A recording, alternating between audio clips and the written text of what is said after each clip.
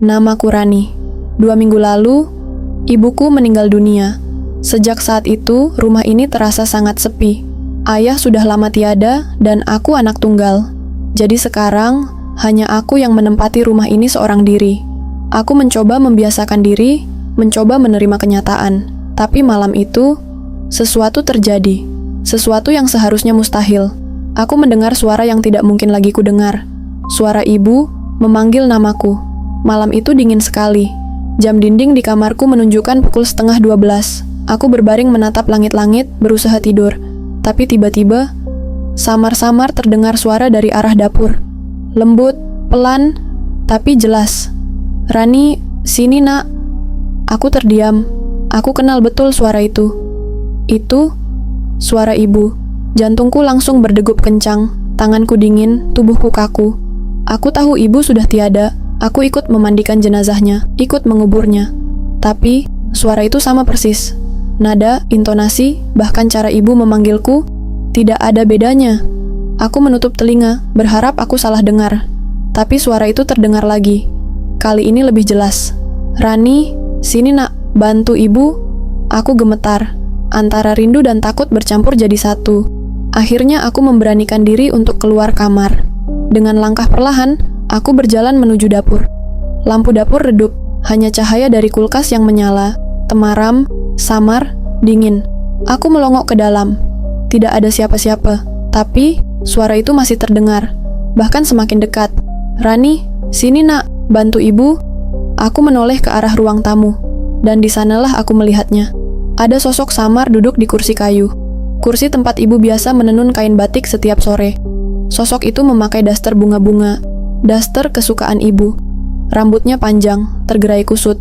Tapi wajahnya gelap, tak terlihat jelas. Suara itu terdengar lagi.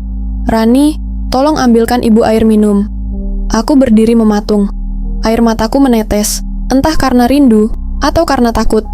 Aku memberanikan diri bertanya pelan, "Ibu? Itu ibu?" Sosok itu menoleh perlahan.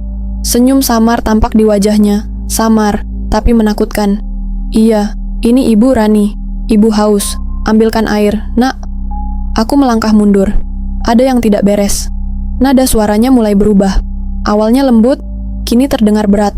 Serak, seperti sesuatu yang dipaksa menirukan suara manusia.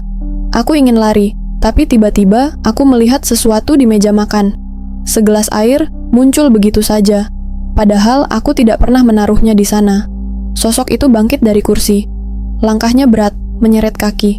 Bau anyir langsung memenuhi ruangan. Seperti tanah basah, bercampur darah. Aku menutup hidung, mundur lagi. Tapi sosok itu terus mendekat. Tangannya terulur ke arahku. Kuku-kukunya panjang dan hitam. Tiba-tiba, aku mendengar suara lain. Dari arah kamar ibu. Suara yang lebih jelas.